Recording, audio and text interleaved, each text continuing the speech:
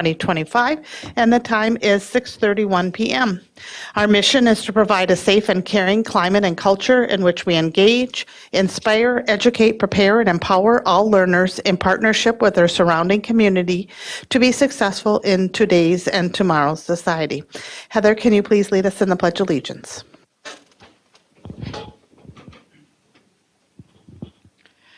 I pledge allegiance to the flag of the United States of America and to the republic for which it stands, one nation, under God, indivisible, with liberty and justice for all.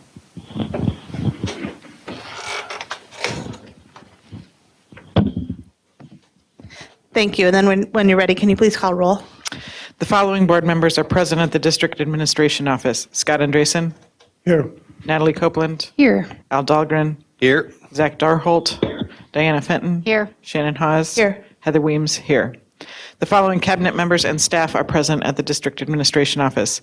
Superintendent Dr. Lori Putnam, Assistant Superintendent of Secondary Education Dr. Jason Harris, Assistant Superintendent of E5 Learning Nikki Hansen, Executive Director of Community Education and Community Partnerships Shannon Avenson, Executive Director of Finance and Business Services, Amy Scalarud, Executive Director of Human Resources and General Counsel, Tracy Flynn Bowe, Executive Director of Innovation and Technology Services, Katie Herbold, Executive Director of Operations, Matthew Boucher, Executive Director of Special Education, Danny Mayer, Media Technicians, Paul Novak and Gordy Scott. Thank you. Then I'm looking for a motion to approve tonight's Board of Education meeting and work session agenda.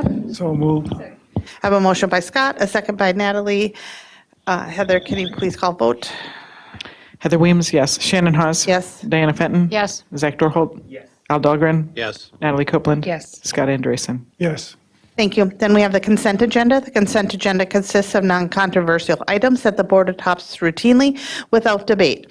Any single member may remove an item from the consent agenda by requesting removal at the time the consent agenda is moved for adoption.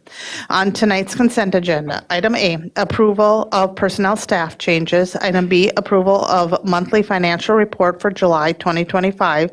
Item C, approval of monthly treasurer's report for July 2025. Item D, approval of the proposed revised board policy 506, student discipline, third reading. And item E, approval of adult meal price increase. At this time, does any board member wish to remove an item from the consent agenda? Okay, then I'm looking for a motion to approve the consent agenda as read. So move. I have a motion by Scott, a second by Natalie. Heather, can you call vote? Zach Dorholt. Yes. Al Dahlgren. Shut up. Yes. Diana Fenton. Yes. Natalie Copeland. Yes. Shannon Hawes. Yes. Scott Andresen. Yes. Heather Weems, yes. Thank you. All right, very excited for this one information items tonight. The presentation of public preview for this 742 multi-purpose athletic facility, the public preview. Welcome Ryan Rademacher with JLG Architects and Justin Scalarud, Apollo High School principal. Glad to have you guys and very excited and starting off with a beautiful picture. Thank you. Can everybody hear me okay? Yeah? All right. So say again? Yes, I believe it is. Maybe a little closer. Is that better? All right. There we go. So we're going to walk you through the overview of the 742 Multi-Purpose Athletic Center, and there'll be a number of items that we touch on. One of the things, just right off the bat, I understand the title, the name is a work in progress, and we've represented it here as a 742 Multi-Purpose Athletic Center. So just to give you a high-level overview, this is a large indoor turf facility, multi-purpose facility, that will be located on the grounds of Apollo High School, but it is for the entire community, the entire school district, sorry, as well as the community. And it is essentially a facility that will allow for year-round access to athletics, physical education, as well as wellness. And we have centered this around a basically a high school regulation soccer field as the driving for the size, but it will be a multi-purpose field with other amenities along with it. We'll get into the details as we go through. From a schedule standpoint, we have recently wrapped up schematic design, so that went from April through July 2nd. We are currently in design development, so design is ongoing. We have a few weeks left of the design development phase, in which then in September, so September 19th, that is due, and September 22nd through December 19th, the plan is to have construction document phase. We would be bidding in the beginning of the year, so January, February, and looking to have construction basically spring of 26 through spring of 27.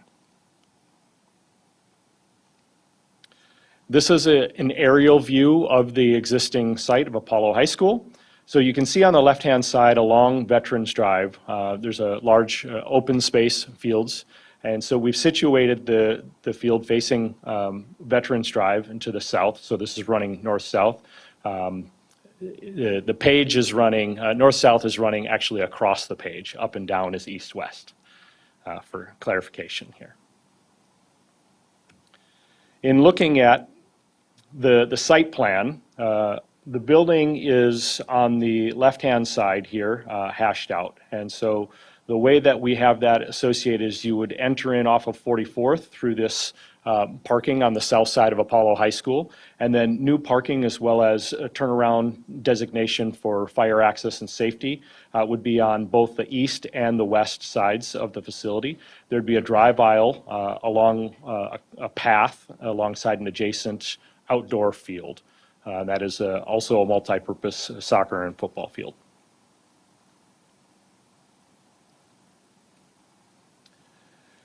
So this is just an overview of the design process that we've gone through, and we've had a number of design meetings. We've been meeting with a design committee on a bi-weekly basis and have been doing that since basically the end of April. We have also had a number of user group meetings as well as some site visits to tour other facilities to gain an understanding of some of the structure as well as the size and the space, the use, access, things of that nature.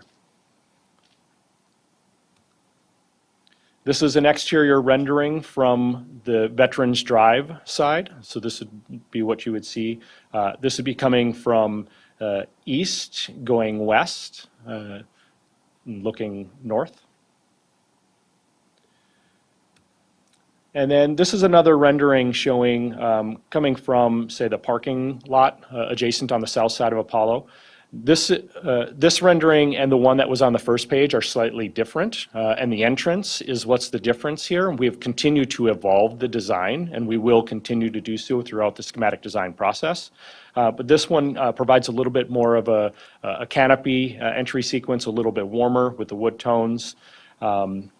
As we go through the plans, you'll notice a few other things. One in particular, off to the side there, the left-hand side of the image, there are some outdoor accessible restrooms, and we'll walk through that a little bit more in detail.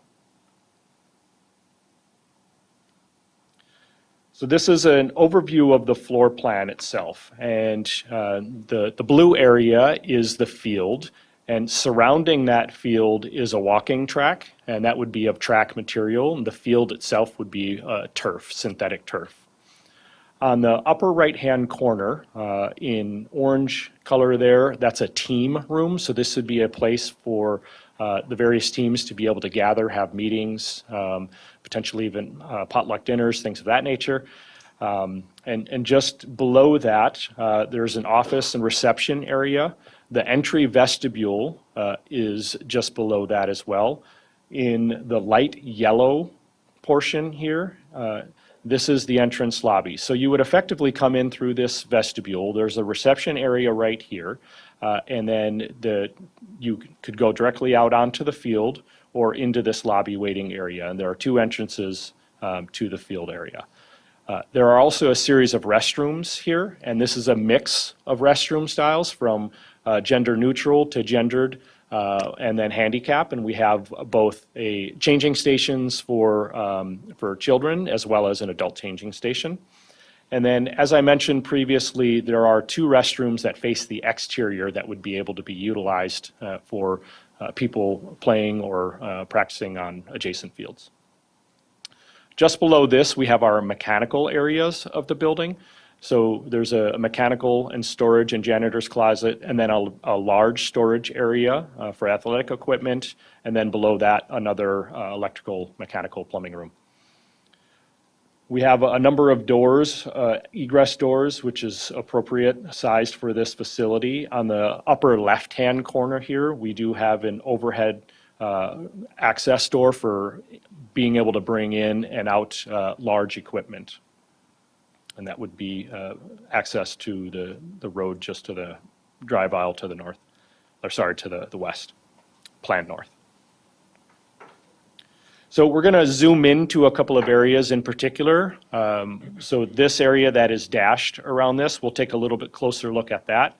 And then we have a mezzanine level planned as well as a part of this design. So as I mentioned, here's that vestibule, that entry with a canopy above, and you would come in, and then directly adjacent to that is the reception area.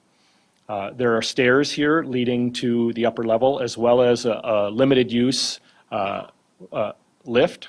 And so this would be something that is handicap accessible, but something that is controllable as well through key card access if need be. There's a reception area. Just directly adjacent to that is the office area. There's a small mechanical room feeding this area in particular to allow for heating and air conditioning. And then, as I mentioned before, the team room. We have modified since this plan was set in and added some additional low built-in storage with countertop space on both sides of the entry moving in to give them some additional storage as well as serving areas. And then this can be configured in a number of ways, whether it be classroom style or just an open meeting gathering space. This zone here is open to above, but as you would come in this entry vestibule, move into the lobby space, there are some soft seating that would be available for this, as well as it has the option to be able to have sort of pop-up vendors for food service and things of that nature. And so we've allocated a zone to allow for that. There would have some vending that could be here, and then drinking fountains directly adjacent to the entry to the field. So as you would step out, you would go from an athletic flooring to the track surface, which would be similar to a normal track and field on the exterior of the building, and then adjacent to that is the turf field. And moving upstairs onto the mezzanine level, we have some circulation, that lift in the corner here. There are batting cages up here that are planned, and right now that's set up as 2 batting cages. This is roughly 28 feet wide by 70 feet long. It can be divisible into 2 or opened up into a large singular area for more open play. There's a large storage area up on here, as well as a space for up to 4 golf simulators, and then additional circulation.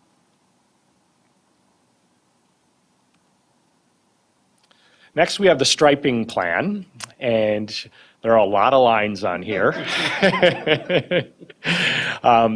So those will be color-coded based off of use, based off of field of play, and there is a prioritization of that.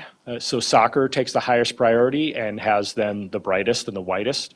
And then as you move through the different, so secondary, so there's primary soccer, secondary soccer, so there's large field, full-size field, full-size high school athletic soccer field, and then U10 soccer, so small side, going opposite directions. Then you could have up to 2 softball fields, practices going on, or 1 regulation field, and we'd have striping for each one of those. And then football field, as well as lacrosse. And so we have colors associated with each one of those, and like I said, there's a prioritization of the colors and what you read and see within those. And then as you can see, the different coloration, the green area is the turf area, and then the blue outside of that, wrapping all the way around, is the track which can be used for a number of things, whether it be a walking track or for practicing hurdles, practicing sprinting, handoffs, things of that nature. Okay, and then we have a few renderings to go through here, and this would be the interior image coming in right adjacent to the entry vestibule. Just to the right there, you can see through the glass would be somebody entering into, and the reception is off to the right-hand side here. A view straight onto the field, stairs going up to the mezzanine level, as well as that limited access, limited use lift, and then that seating area, staging area, waiting lobby area just adjacent to that. And then this is a view from inside the turf facility. So one thing you'll notice is that there is going to be netting all the way around the perimeter of the field. And this is to help with if a ball is hit, baseball, softball, a soccer ball is kicked, football, lacrosse, you name it, anyone on the perimeter walking track or running track, there's some safety there, some protection for them.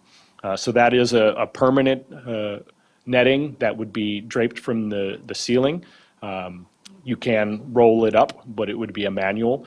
There would also be a center divider curtain that would be mechanically operated so that you could split this into two small-sized fields and be able to have practices going on or games going on simultaneously in the small side. You can also see then the batting cages up on the upper level, and this is just kind of a backed out view looking at the entire mezzanine level, front entry lobby. There would be a scoreboard on the left-hand side. Potentially, we would plan for having up to 2 scoreboards, and that's something that will continue to get worked through in the design stages here. Storage is off, and mechanicals and things are off to the right-hand side on the lower level. The upper level in the mezzanine, this would be the access to the golf simulator area, and the other door here would be the access to the storage. We would just have a railing wrapping all the way around this mezzanine level. And that really concludes and wraps up. Are there any questions that anyone has? Yes. I was concerned about the reception area. It seems like you come into the building and go right into the lobby without saying hi or bye to the receptionist. I was wondering about security in that situation. Well, as you look at it, and I have the plan back up here. So you enter in straight ahead through the vestibule, and the receptionist is straight ahead. Yeah, but in the rendering, it looked like you would go right past that reception. Yeah, into so the lobby. rendering view is actually shown just to the side of the vestibule. So as you can see, the doors here, the double doors coming through, entering in, and there's your receptionist right there. Yeah. One thing to consider is, I think, when we look at the use of this, and we've had lots of conversation, I appreciate you asking the question, Scott. If you can go back to the picture, you can see the receptionist. It's really going to depend on what the specific use is. So, for example, when our sports teams are coming in, their coaches are going to be letting the athletes in, and that door is going to be secured, and it's not open for people to come in. When we have rentals and there's other things happening, that person is going to be essentially buzzing people in. We have the ability to do that depending on what the use is for that time. Very similar to how we have other setups when we have rentals to community groups. So there's going to be an interaction with the person working and the people coming in to make sure there's a check-in process and we know who's coming in, that they will have an interaction with one another. Okay, that's important. Thank you. Yep. Diana? So I guess, Justin, wondering about use and if competitions are taking place and where, if they are, where spectators would view. So we've looked at that from a couple different perspectives. This primarily, when we look at it, it's going to be, it's a practice facility with the ability to host events. But when you think about if you've had an opportunity to, there will be some room to roll in bleachers.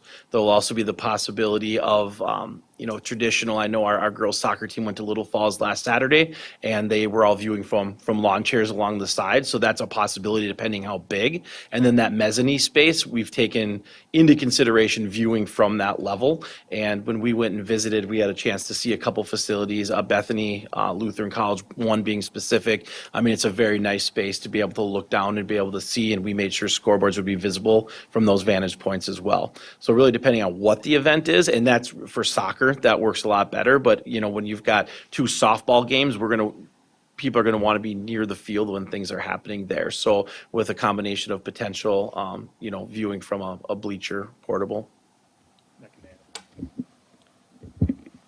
I can add just a little bit more to that. If you look at the striping plan here, for the soccer field itself, there's a range of sizes for what works as a regulation size. And we had a discussion about what would be appropriate here. And we went for the width of that field to a minimum of 55 yard. What that did is it allowed an additional buffer zone on what is both the east and west side, planned north and south here, that allows for, as Justin was saying, some additional spectator viewing on the sidelines. Facilities. Yep. Can you go back to the first 2 pictures for me? And the very first one that has the footprint of Apollo High School with the buildings. There. Okay, so now, and then go to the next one. Okay, so there you've got some added parking and walkways, correct? Correct. Okay, so can you go to picture 1 and then help me visualize where those fit in? Yep. Or, Yep. I don't know if you So, can move your cursor there. yeah, Thank through the you. cursor here, you would have a drive aisle here, and it would turn, and you would have parking along this facility. Whoops. So you can see, you kind of signal down, and there would be a median here, and then turn and come back out. So there'd be parking on either side, and I'll go back. So that would be right in this zone here, so along. Oh, my button is hitting. All right. All right. So right along here, we have a buffer zone on each side of the facility. And that buffer zone is for snow shed coming off of the facility. So we keep that parking away from the building on either side. Okay, and so then over on the other side, you got that really nice walkway, beautiful, coming from the parking lot Down here? down. Yes, yeah, coming from the, Yep. yeah, so how does that- that have something? That would be like right, so let's go back and look at where the edge of the parking is here that you can see on this. And just off the edge of that is the parking, right? So if I go back here, here's the edge of your parking. So coming off of it, you can see that line there. That's where that walkway would be. Okay, and so it's separate from where roads are? Correct. Sure, Yep. Okay. Yep, it is.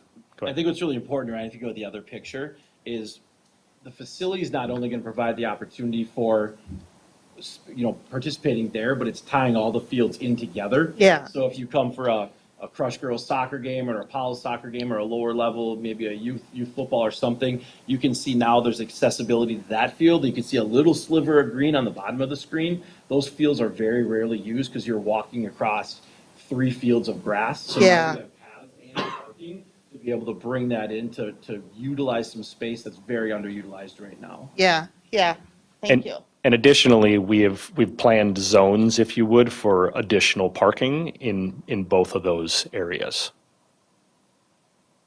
Okay, thanks. You're welcome. Natalie?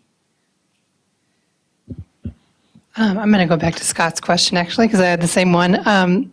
Will this be used at all for gym, for Apollo students? And Okay. we've talked about that and definitely how do we utilize that and maybe bringing some things like golf to both our Apollo and North South, all of our students, because now we have that opportunity to do so. So I think the answer is that we would like to explore those options of providing new opportunities for our kids, for sure. Yeah, and I think that one of the main things about Apollo, of course, is that that's the last place to have a controlled entrance. So that, I think, kind of go 50-50 on this, right? Because it's for the community, and so you don't really want it to be the same at their schools where you have to go right and check in with somebody before you come in. But that was kind of my first thought too, that if we are going away from a school with a controlled entrance to this facility during school, how will we make sure that the kids are safe? That's a great question, and I think the answer is similar to what it would be with teams.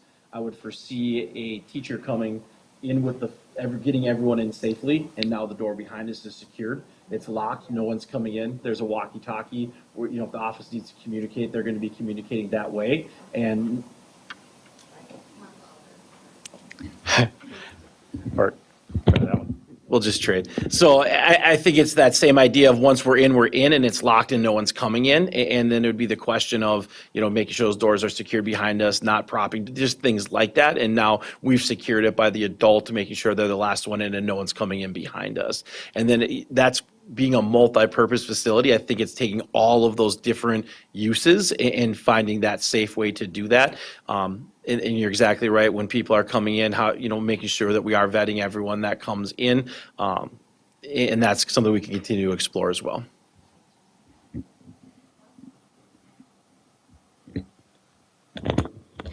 Yeah, I got a few questions. First of all, I'm going to ask about the design committee. How many members are on the design committee? And who are they? If we can say, and when, I mean, I hear it's meeting, but who and where and when? You want to share, Lori? So the design committee, members of that are the JLG architect team. It's myself, Matthew Boucher, Dr. Putnam, Mike Spanier, Amy Scullerud, and Jason Harris.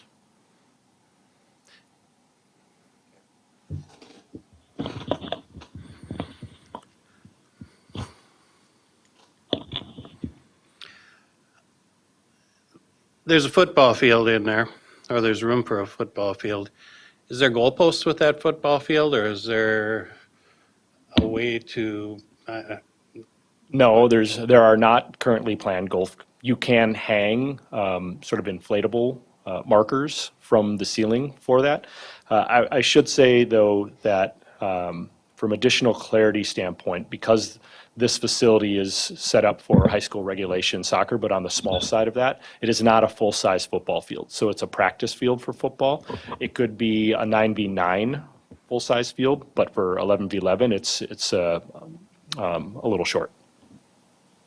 well, and that was that, did we plan it that way, or is that not, it's not an option to have a bigger one, or? From a site planning standpoint, there's challenges for getting that full-size field in. The additional length you would need on the facility, it actually amounts to about 60 extra feet in length, and there's a substantial cost to that as well. Let's see. Are the restrooms in there? I know I asked this in finance committee, but it's been a little while. Are the restrooms in there single user? I was kind of looking at the design of the restrooms, and they were confusing to me unless they're single user. If I have a close-up of that. We do have single-user restrooms, yes. So it looks like I do not have a close-up, and I won't be able to zoom in on this one. But there are single-use stalls. The one side is single user and the other side is handicap and, It's a mix, actually. So we have single use, these two here. So this one has handicap accessible as well as changing station, and this one has the adult changing station. And then single use, these are single use, non-handicap. This one is handicap, and this one is also handicap. Actually, these four. didn't we talk about moving handicap to the other end in our finance committee because of the wheelchair access, having to go all the way through the restroom would be, We do have two up front as well. so there's going to be four, they're just on opposite ends? Yep. Okay. Let's see, the mezzanine, I take it the mezzanine is not the full width of the facility, it's, Correct. The mezzanine is Only the on the- width of this area here, this precast structure area. okay, what's above the team room area, or is there anything above that? Nope. That area will be, I can show you in the rendering here. So this will just be a gypboard wall up to the structure. There's a lot of space there. Yeah, so there'll be ceilings in each one of the areas here. Correct. Yep. I'm just thinking like storage or whatever, if it had a floor in it, there's a lot of square footage up there. There is. We right now are, from a budget standpoint, are right in the range of what we're targeting for the overall facility. And we do have a fair amount of storage in this space, both up on the mezzanine as well as the lower level. The mezzanine, what part of the mezzanine did Sure. Yep. you have a, I can go back to, so this area here, this zone is all storage up on the mezzanine.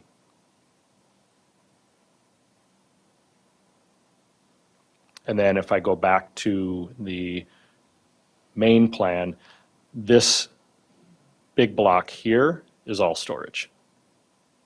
It's a substantial amount of storage. the wall on that end, you said that's protected by a net? So like all the glass and all of it's a gypsum wall or? Yep, Okay. yep. And so if we go back and look at the rendering here, you can see, yep, the net. So there's a walking track, and between the walking track and where the net is, there's a 3-foot buffer catchment zone that allows the netting to provide that safety buffer. So as a ball is struck, the net will receive it and drop it down. Okay. Then out in the lobby, it looks like the flooring is carpet. So it is not truly carpet. It is let me go back to that. So this is more like a walk-off mat material. So it's a material that is utilized within the school district already, I believe. It's like a rubber flooring. No, it is, it has a like extremely low-cut pile. So it's almost felt-like in its feel, but it's more like a walk-off mat than true carpet. So it's a very, very durable, and it's already something that is utilized within the district in heavy traffic zones. Heavy traffic, are they going to be, will kids be coming, I mean, I guess I don't know on the turf, do you use spikes or any type of, Yeah, so it will be no So is it metal op- cleats, it'll all be plastic or, this flooring that's going in the lobby is okay if they wear them in and walk across, it's not going to Yep. rip it to shreds? yep. Okay. Let's see if I had any others on there. Goal post, no, nope, that was it. Justin, probably more for you. What is the accessibility or for the walking track? Like, is that open to community members? Is that a I mean, do you need to pay for it, or how will people access and who will access that? So to your specific question, we haven't got that far down the line, but knowing that we're committed when we have youth and our kids from pre-K to our seniors practicing and playing, more than likely will not be open to the public. So what that may look like would be, if at all, would be designated times that we would control that we haven't gone down that path yet. What we envision it as is more, and also the same, you can see this lobby area, if you bring your 6U soccer player and you can see them and watch them or walk while they're participating, that definitely will be, could be an option for that amongst other availability.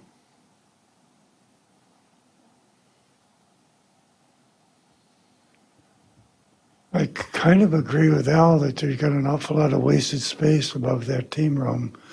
That can the mezzanine be extended all the way across, or? It could. I think the trade-off of what we would then potentially have to give up to afford the mezzanine to extend off all the way across may not be worth that. So there's a substantial amount of cost for it because it's a precast plank system. So you would have to have the walls over on this side here are not precast plank. Those are light gauge stud and drywall, similar to these walls here, right? And so it's a much lower cost, more cost-effective system for enclosing space. These walls here are precast plank walls, and then the decking is precast plank. And so to extend that all the way over would be a substantial increase in cost, and I don't know that you're going to get you're going to get the value out of that. I guess we'll think about it. Yeah, I think the stuff that. Now, this happened a lot at Tech too, so this isn't unique to this project, so I'm not necessarily talking that way, but what bothers me about some of this stuff is that things like that, Like there would be I can see a million reasons why we're going to want that space up there. And we just have empty, unutilized space that's just going to be blocked from view up there. And some of those questions should have been answered prior to determining what we had for a budget to begin with, so that if we felt it was important, Yeah. then it could have been done, because where you say it's within the budget that we have, it's a lot of money and we'd have to trade something off. Sure. But when we were looking at what we were going to ask for a levy, it probably wasn't very much. It was probably a pretty insignificant amount of money to be able to do something like that. Yeah, I certainly appreciate looking to maximize sort of the space and the value towards it as a whole. When this was initially put together for that referendum, the mezzanine was not a part of that package. Through being really efficient with the design as we've moved through the early design stages, we were able to incorporate in the mezzanine, which allowed for additional flexibility. And along the way, we had to make some tough decisions. There are more tough decisions as we continue through the design development process that we're going to have to make, because there are lots of ideas and lots of options that we collectively have. We simply can't afford to do them all.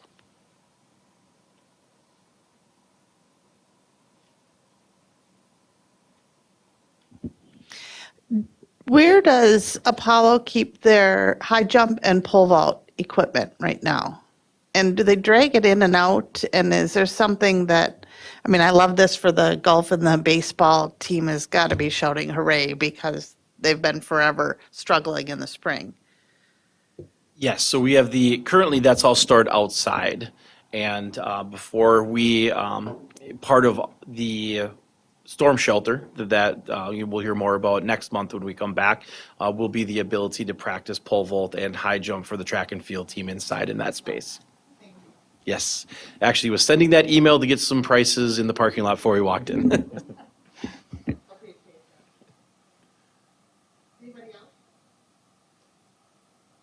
Thank you very much. This is so exciting. Thank you. It's been a pleasure, and we're really excited to help deliver this for you guys. It's going to be a phenomenal facility. Thank you.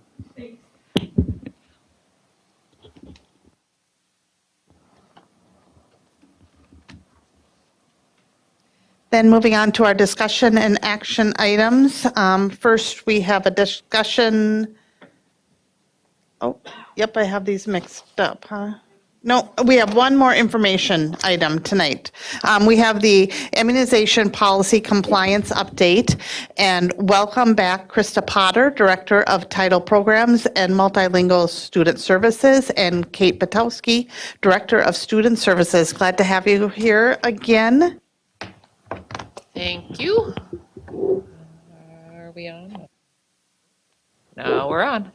Hi, good to see everybody. This is a topic I was able to talk to a few of you about last week, or a couple weeks ago, in the last few weeks. And I'm happy to kind of give you guys an update to where we are right now. We have been meeting bi-weekly in an immunization team to kind of continue planning and working on things. And so this is kind of our current status. So just to clarify, the policy is 530, which is our immunization policy, which indicates that you need to have proof of immunization or appropriate documentation for an exemption in order to attend school. The link to that full policy is in the slide deck. Exceptions to that immunization, there's 3 possible exceptions. One is a letter from your medical provider indicating that for some reason you are not able to have immunizations. One would be a completed notarized exemption form by the parent indicating that it is against your conscientious beliefs. Or the third area is in situations where we can confirm the student is in foster care or they're homeless. That would be the third. Transfer students, based on policy, have up to 30 days to get their immunization records or an appropriate exemption into order to attend school. So that is the basis of our policy as it stands. As of our current status, we have about 2,400 students that we do not have accurate documentation for as of this last week. And so that's down a little bit from August 20th. I know we've had a lot of new enrollments. And so when you look at, the 2,400 students that we're looking at now, I bet that they are the same 2,500 students that we were necessarily looking at August 20th. And so we are working very diligently in the background to get that documentation in. When you look at our trends, the vast majority of the numbers fall into kindergarten, grade 7 and grade 12 are our three highest areas. And that is because that is where there's a change in immunization expectations at those levels. And so those are the three grade levels that we do see highest in. Our plan is to continue to create increased awareness and targeted communication with our families and our stakeholders, and to increase and support access to services and decrease barriers towards compliance to our policy. We've been working with action planning that includes multiple departments across the district. We've got equity, we've got nursing, we've got communications, we've got Krista and our title department working with us, our superintendents, Dr. Putnam, we're all working together, the Welcome Center, to target and communicate with students and families. So in August and September, we've been doing that across the board. Letters have gone out to, non-compliance letters have gone out to quite a few of our schools, and we're continuing to get those out to the rest of our schools. We are working with Sky Alerts and emails and peach jars and communications across our normal social media communication lines as we work, and we've updated our website. Communications work and did a rework on our website to make it clean and accessible to staff or to families. As we move into September and November, we're going to continue working on communication and access. We're working with Equity to provide some information sessions with community agencies and organizations regarding policy requirements. We're continuing to engage in targeted coordination with families and healthcare agencies to provide for access to immunization or support within exemptions. And then we're working with our full service schools, full service community schools, to work on some immunization clinics at North and Discovery. Song Maxwell is working on those pieces.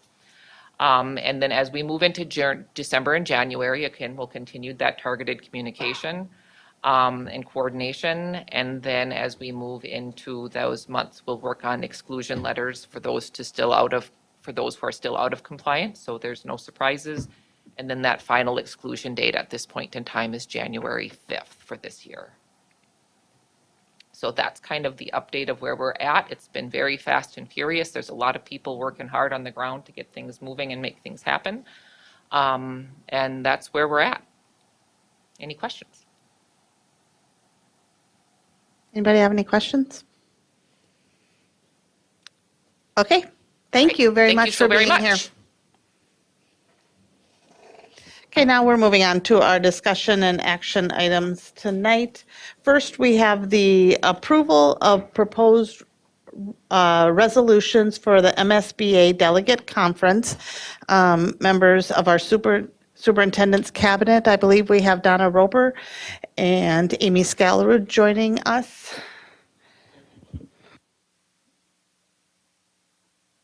And board members, you have updated copies in front of you.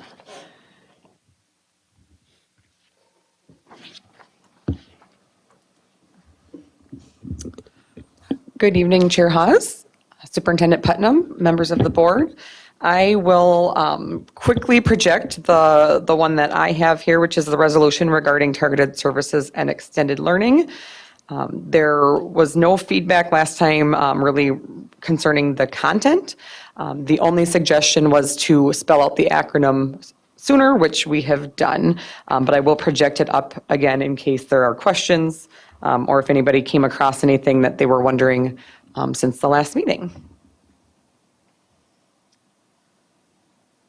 So here is the resolution. We previously had the acronym SAAP a couple times throughout the policy and didn't spell that out and explain what an SAAP was until the very last paragraph, which is not helpful. So it is now in paragraph number 1. Were there any questions on this resolution or any additional changes? Thank you very much.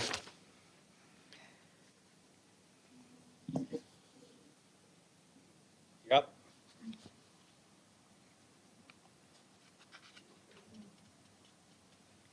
Good evening, Chair Haas, Superintendent Putnam, and members of the board. I'm happy to just go back to these two proposals for a minute. I'm going to go ahead and project.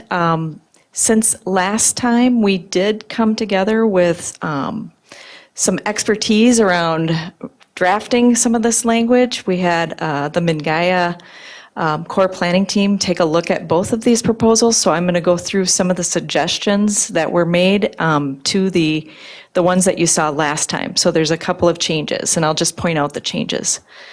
I'm going to go ahead and show this up here. Okay, so Resolution 2025-2, redesigning education for the age of AI. Because this proposal is asking MSBA to address both the what and the how, if you recall, in our last meeting, we were talking about the proposal that went forward last year was focused on the what, and that this year, one of the changes to this proposal was that we added a section on the how. So the number 2 language for what the request is was made a little bit more clear. So on the original one, it just said, that it direct MDE to ensure AI literacy for all. The team that looked at it, in addition to you all, said there's a lot to the how. Let's spell that out and make sure that everybody understands what it is we're actually asking MSBA to direct the legislature to consider. And again, the need, the vision, background, and rationale, all the same.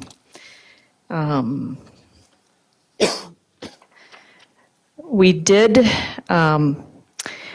in light of some things that people were weighing in on, we thought it would be important to add a whereas clause on how prevalent the use of AI is by our students, not just our staff. So you'll see there's an additional whereas clause on that.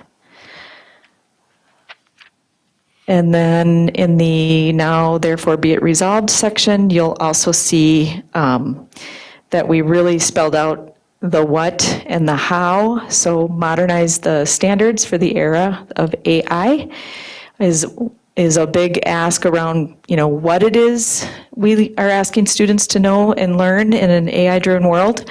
And then the how is really around, it's really twofold. It's those safety guardrail conversations along with the learning fast in the classroom to act more slowly and intentionally with the learning. So that was the other add on this particular policy or proposal. And then that was it for the proposal.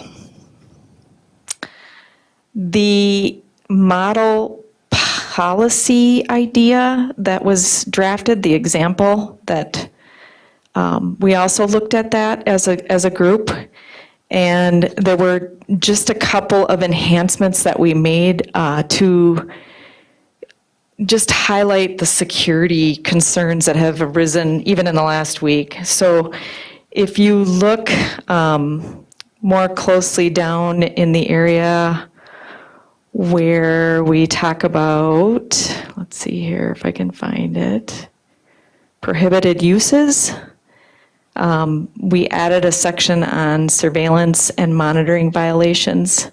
And again, this is just pretty standard language that you're going to see in a governance policy around appropriate use. Yeah. So those are the changes to this first proposal and to the model policy. And I guess I would just stop for a minute if there's questions. Yeah, how much of this stuff do we have in our own policies?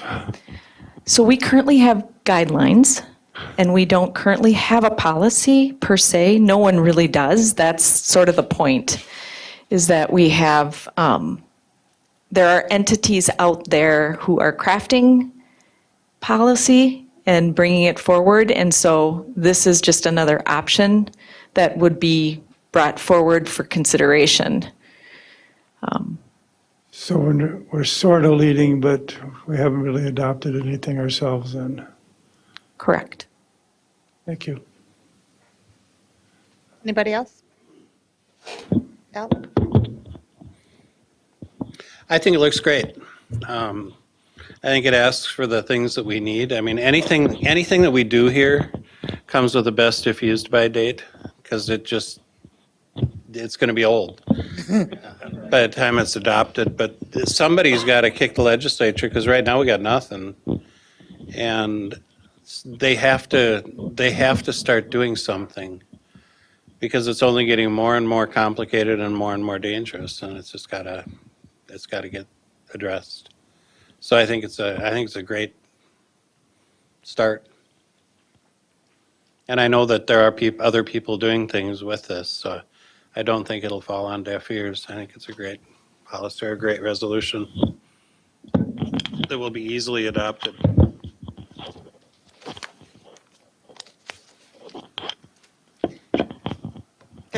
Okay, all right, let's move to 2025, 3, which is, I'm going to pull this one up here. This one also, there were a number of people at the planning core team meeting who had inside information, if you will, because they have been intimately involved in the COSIN work, which is the consortium of school networks around the Data Privacy Acts and cybersecurity. And so this is a resolution proposing that we ask the state to establish a privacy and cybersecurity for education council that is facilitated by our Minnesota Generative AI Alliance. And the changes that were made to this one are in the whereas section, and I'll put it up here on the screen because this again came from just their expertise and knowledge about what's happening right now related to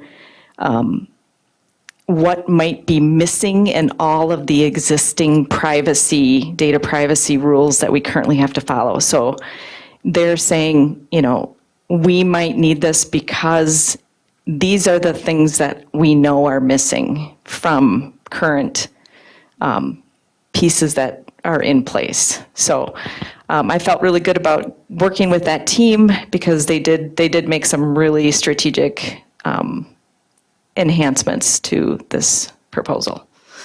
And so again, this is just, everything else on here is the same. It was just those two, they were both related to contextualizing the ask so that when this goes to MSBA, who will most assuredly seek input from folks who are intimately involved with the data privacy work in the state, they'll have greater context and they'll know that we actually did go a little bit deeper thinking about this request.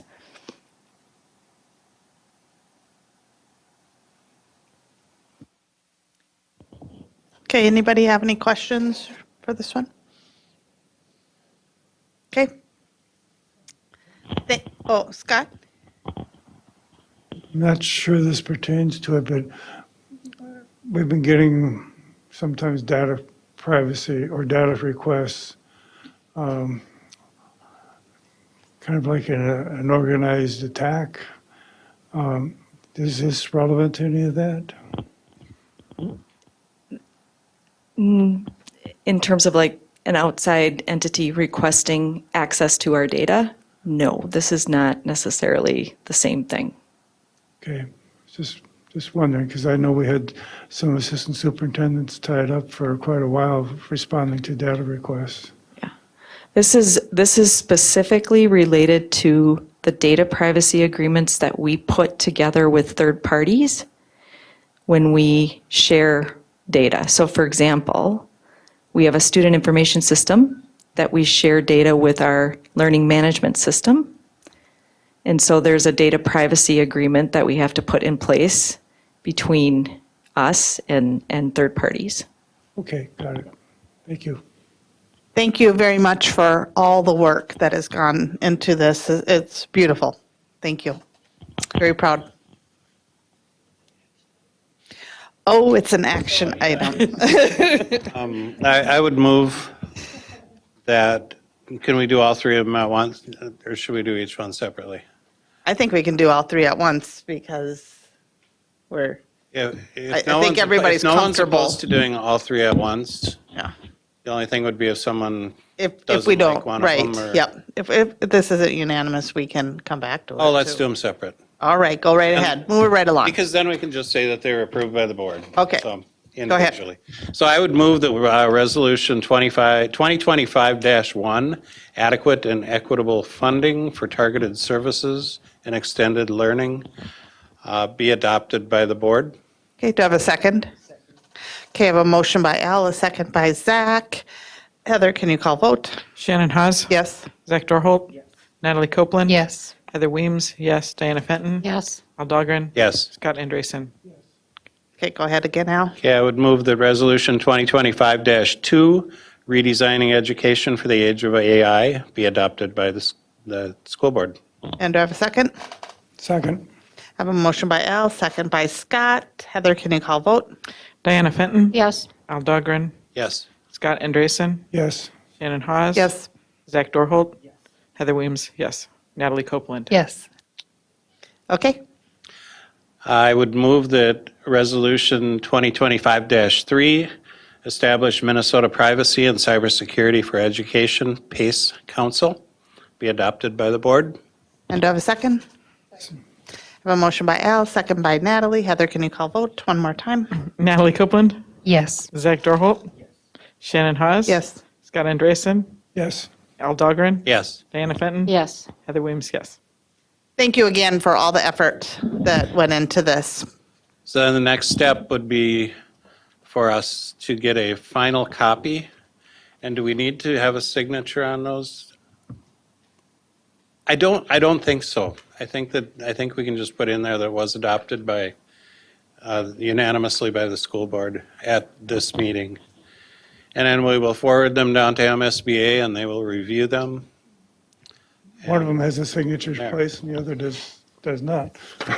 And who pushes that forward? I will. Okay, all right, wonderful. Thank you, guys. Okay, then we, Can I clarify that? yes, I'll need Jan yes. to do the paperwork and get things ready.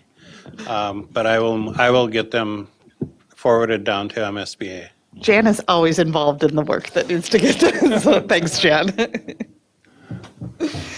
Okay, we do have one more action item tonight. We have the approval of District 742 mission statement for 2025 through 2027. This is being presented by Superintendent Dr. Lori Putnam. Thank you so much, Chair Haas, members of our board. You do have what is on the screen also in front of you, should you need it. Earlier this evening, you, on the consent agenda, you reaffirmed Board Policy 104, which simply states that every 2 years, this board must reaffirm its mission statement or create a new one, should that be your choice. So I'm here on behalf of administration and our district team and staff today to recommend the approval for another 2 years of the St. Cloud Area School District 742 mission statement. I won't read it to you. Chair Haas does it at the beginning of each meeting. And this mission statement has truly lasted stood the test of time. It was developed in partnership with many stakeholders, some of whom are sitting around this table now. When former Superintendent Willie Jett was here, and he did that in partnership, as I said, with probably over 70 people. And Shannon Avenson actually helped lead that process. So hey, good work. It's still here. You guys made some slight changes about 4 to 6 years ago. Board Member Dahlgren had suggested some reordering of the action verbs, and the board adopted that. And since you have reaffirmed that this is where accurately represents our commitments to our students, our families, our staff, and this community. And truly, we have this anchoring our meetings, our actions, and it is served on. I can attest on behalf of our team that it has served us well, and we would be very glad to see the continued adoption of this mission statement. Okay. I don't know if anybody has any questions, but we're going to need a motion. I move we adopt the mission statement. Okay, and do I have a second? Second. I have a motion by Scott and a second by Diana. Any discussion at all? Okay, Heather, can you call vote? Diana Fenton. Yes. Zach Dorholt. Al Dahlgren. Yes. Natalie Copeland. Yes. Scott Andresen. Yes. Heather Weems, yes. Shannon Haas. Yes. Thank you very much. Then we have the Board of Education Standing Committee reports. I believe we just have one tonight. We have Board Development Policy Governance Chair Zach Dorholt.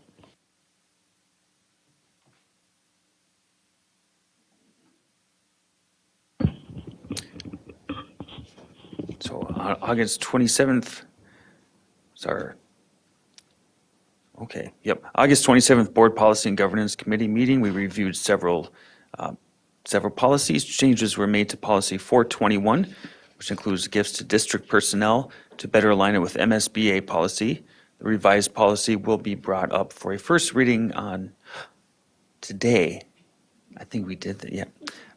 Policies 499, misuse of district funds and property in 511 student fundraising were also reviewed, and no changes were recommended for either. The committee also reviewed Policy 104, School District Mission Statement.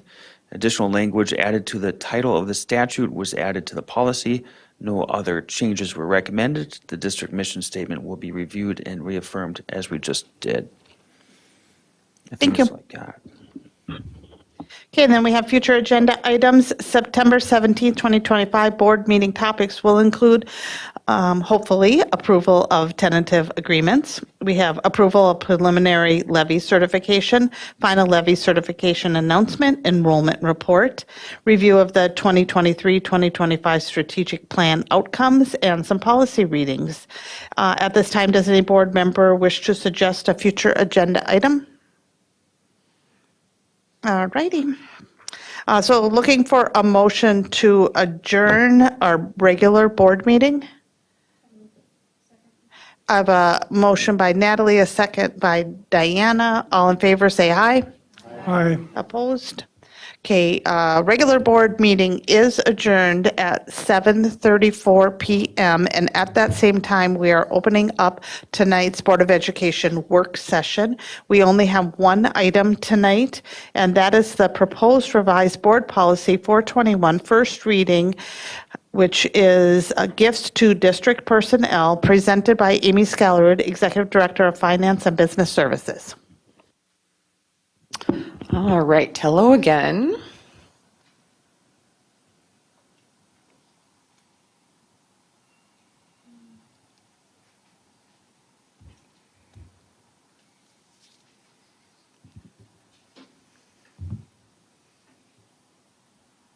Where did it go?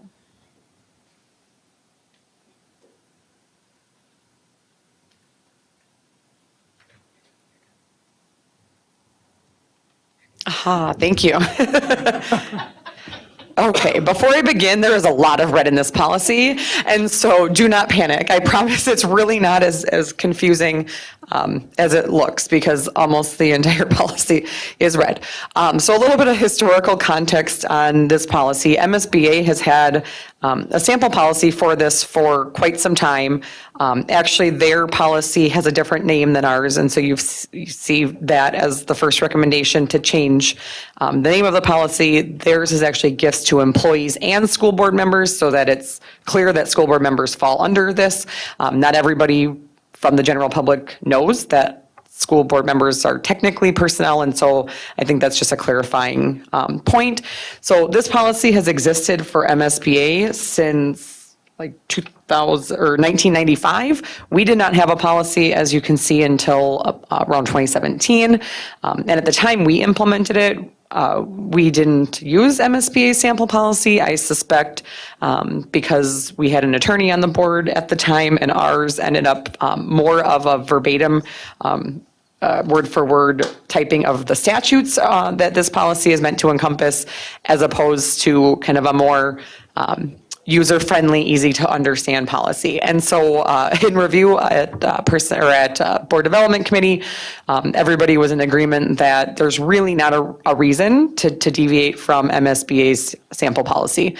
Everything they have in their sample policy really encompasses all of the readily used exemptions or exceptions to the gift-giving statutes, or the things that are in statute that aren't specifically in MSBA's policy are really things that don't ever get applied in practice or aren't really relevant.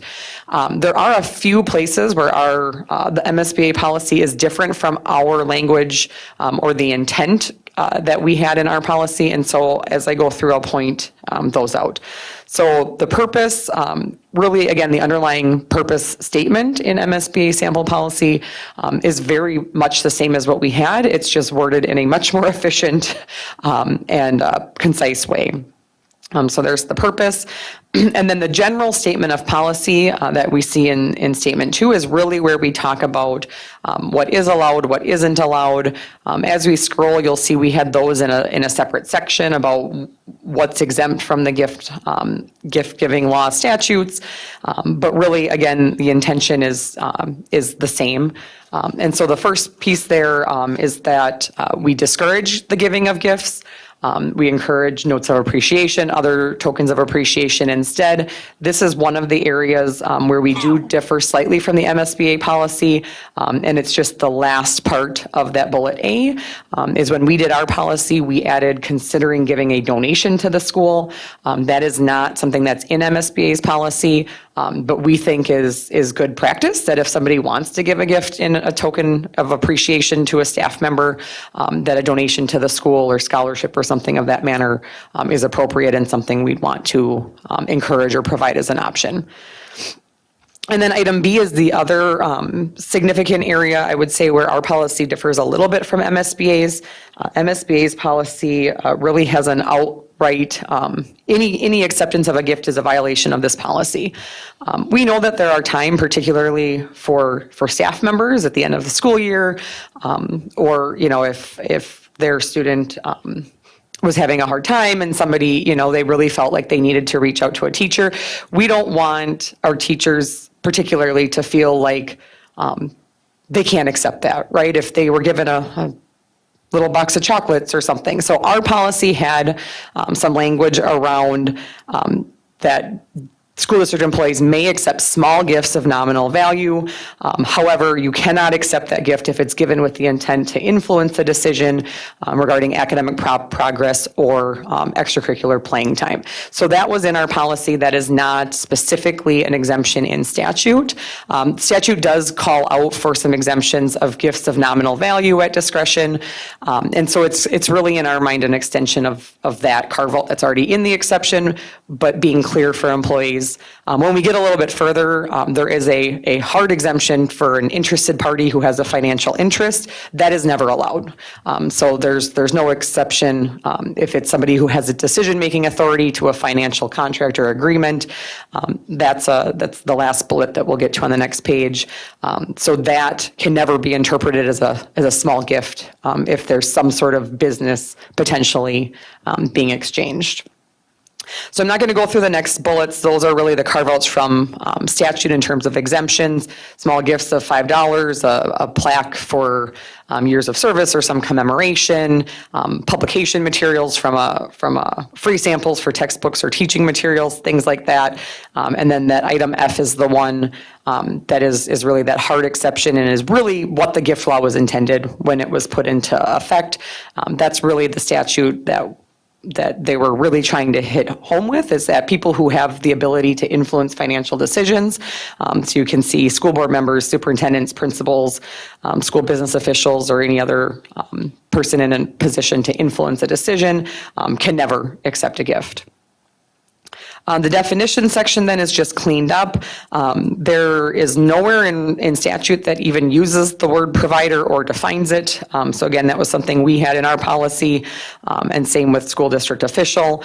So that's just cleaned up to remove those two definitions.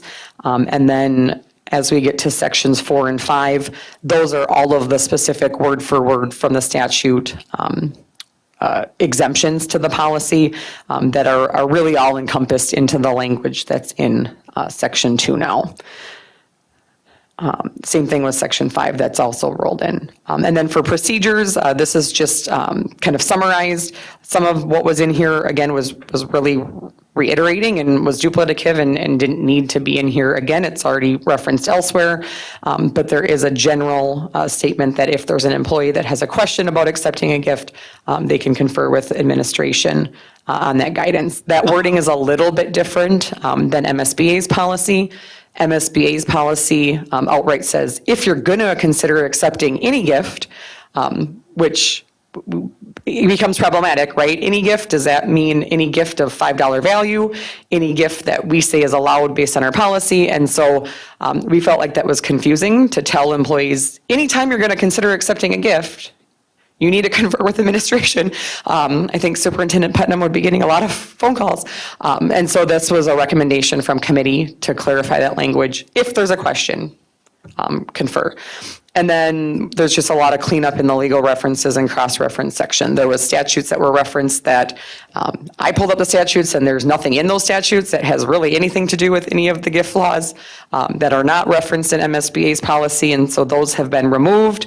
And then there were some of the statutes that were incorrectly in the cross-reference section versus the statute section, so those have been moved up above, so just some cleanup there. So lots of red, but pretty straightforward. Questions? It's now pretty common to see Amazon like gift lists and those or wish lists for classrooms and that sort of thing. How do those work, and how are they classified?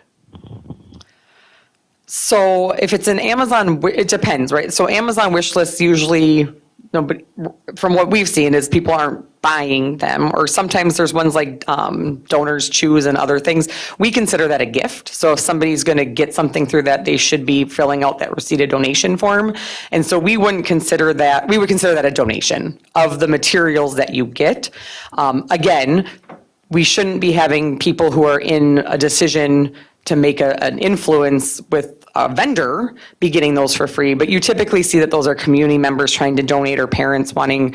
Those, in our mind, would fall under that exemption, where it would be one of those small nominal gifts, and that would be allowed. We certainly try to limit which platforms people are using, because there's some tracking concerns, right? There becomes questions about who owns those items, right? Do those items belong to the school? Do those items belong to that personal teacher?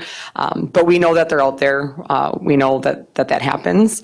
And so what the message that we give is that that should be coming in considered a donation to the district, not to the individual employee.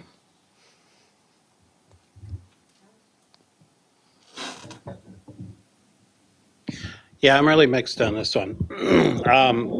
I was actually on the board when this one was rewritten to be the way that it was, and there were very strong reasons for why it was written the way that it was. The things that are, a lot of the things that seem strange in there, or may seem strange in there, are very, very widely from MSBA. Came about because of things that happened or were happening within the school district, and we felt that it was really important that we spell out what is acceptable and isn't. And I think it's a messy policy, the way that it was written. I'm not saying that it was written in a very good manner, but there were instances where there were gifts being received from administrators who are in positions to be able to authorize contracts or make decisions on who we go with for a vendor or something like that. And the rewriting of it was to be very clear, and you can see in here where it says a school district official means an employee or independent contractor acting on behalf of the school district whose job duties include screening or selection of vendors, providers of goods or services offered to the school district.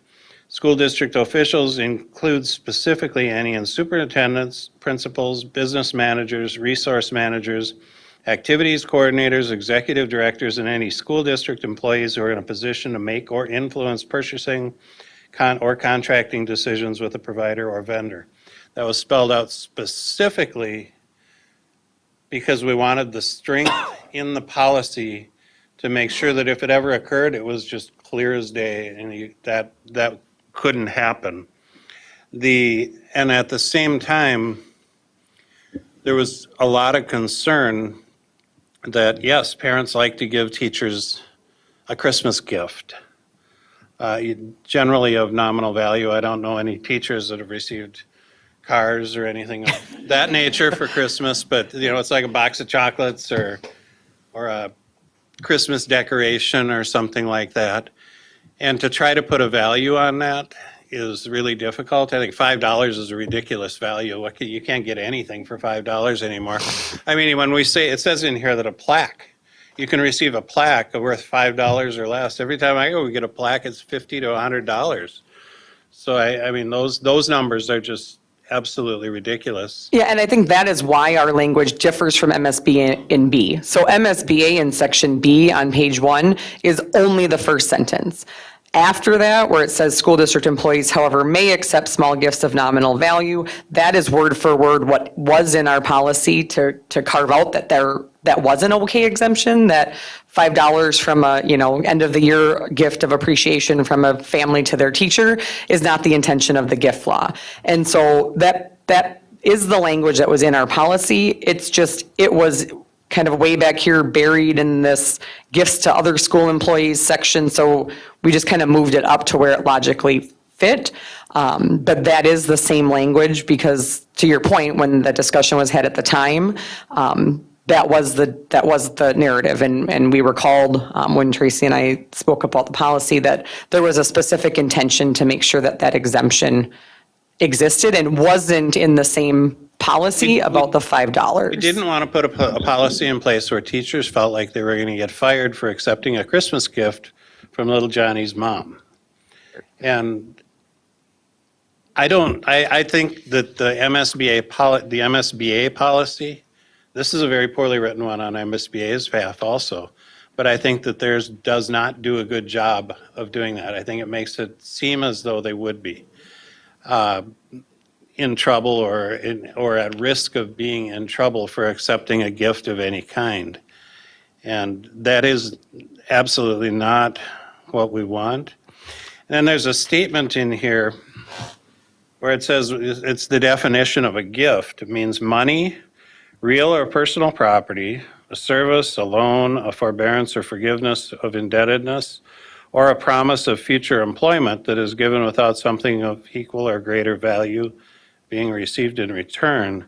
And it totally leaves out the promise of future employment is one thing, but what about the promise of future payment or the promise of future service or, And that language is exactly word for word from the statute. So not that we couldn't tweak it, but that language is what we had as our language, which mirrors MSBA, which is verbatim how they define gift. Right, but it's leaving out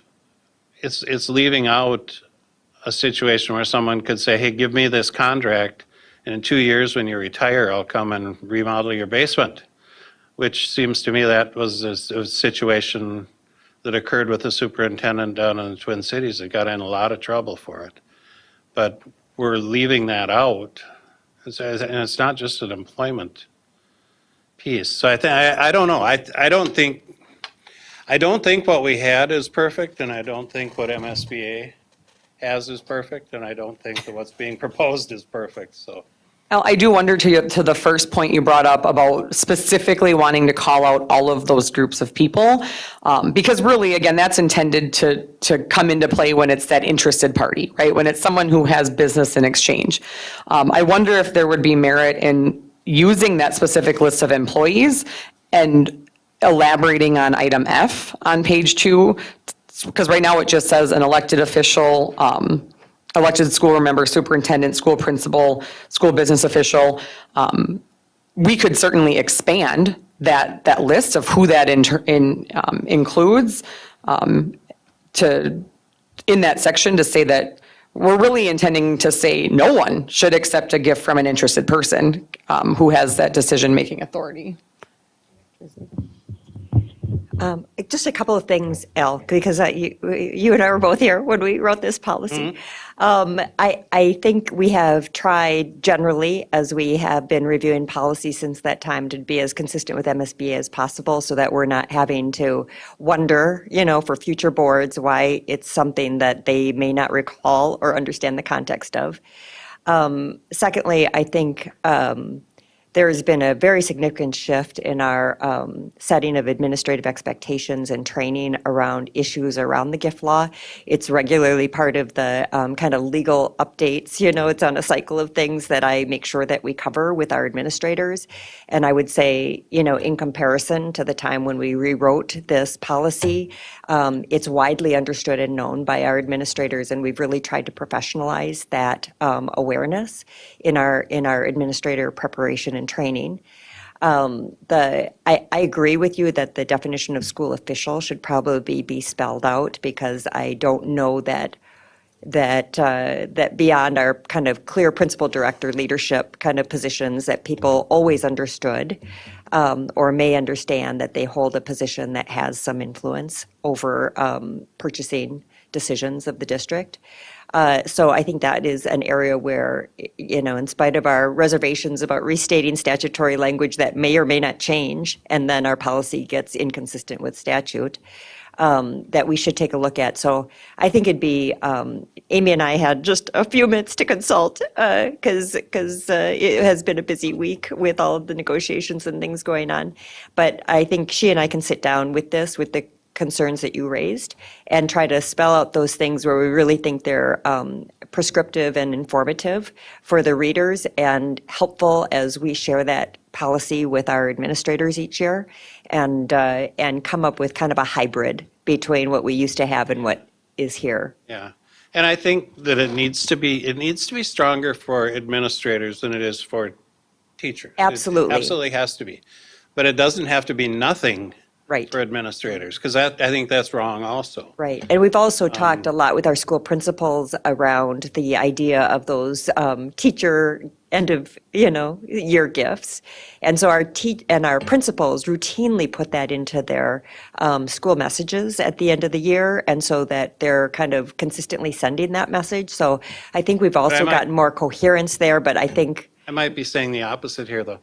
I don't have any issue with a parent giving I don't either. teacher a small gift. No, we don't either. Or a principal. We or a try superintendent. to have the principals, though, encourage those school donations, as a more of a community Right. celebration, because we know that we have some parents that can offer some of those appreciation gifts But I that don't look want them different. to feel threatened Yeah, if absolutely. they're given a gift. No. And that goes the whole way up to superintendent. And we have given that advice, and I think principals have supported that And advice. I think that the numbers need to be reflective of what's realistic for the types of gifts that you may receive.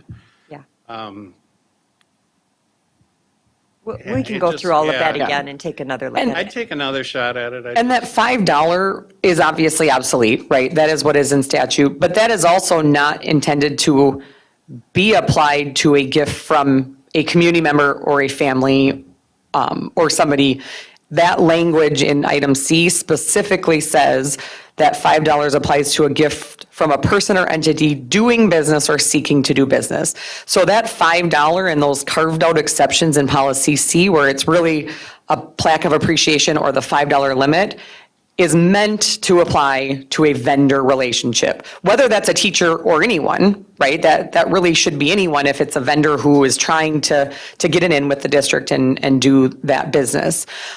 So I think the intention is that B is where the language is supposed to apply to your general employee in the day-to-day course of business, with a community or a family, or from another staff member or something like that, where there's no potential attempt to influence any sort of decision. Again, we specifically had the language in there before, which committee recommended keeping, to carve out the caveat that gift shouldn't be given with any sort of intent to coerce academic progress or anything like that. But that B is really what you're referring to. You should be able to have the gift from the family. C is really that anyone shouldn't be accepting a gift that's more than that $5, which again is statute. I think that's obsolete. I think $5 given inflation when the statute was implemented is probably not relevant anymore. But we really don't need to be accepting gifts in exchange for somebody trying to get our business anyway. And then item F is really that hard exception where if you're an interested person, you really shouldn't be accepting anything, even with that $5 if it's from someone who has that party. But to your point, I do think maybe carving out that definition, leaving the definition of school district official. And I don't know, they use the word school district or district school officer. I don't know what that is. I don't know what you would interpret. But we could maybe just say, or any other school district official, and leave that definition in there, so that it is very, very clear to any of those people. To Tracy's point, we've come a long way in terms of communicating to people in those roles what that expectation is, but it certainly wouldn't hurt to leave that, just so there's no question.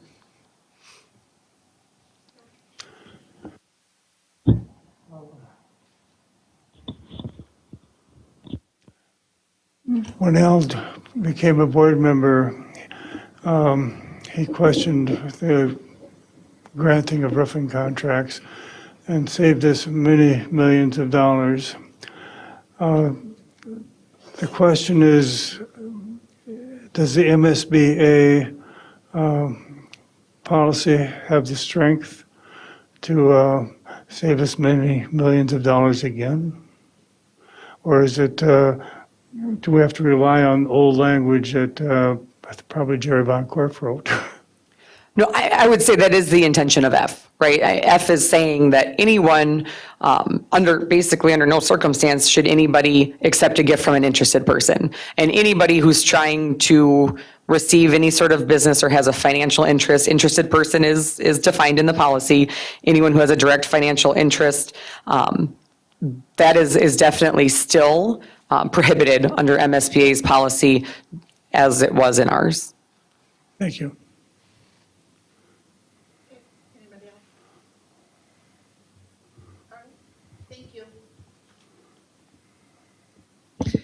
You guys will look at that and bring back something different. Yeah, I think some of those tweaks that we talked about, maybe adding some language, leaving in some of those definitions, we can look at that and then bring it back for the second read next meeting. Yeah, thank you very much. All right, that was everything for our work session. So our work session is adjourned. It is 7:59 p.m. Thank you for watching. Have a good night. We'll be back September 17th. Will not be here on the 11th.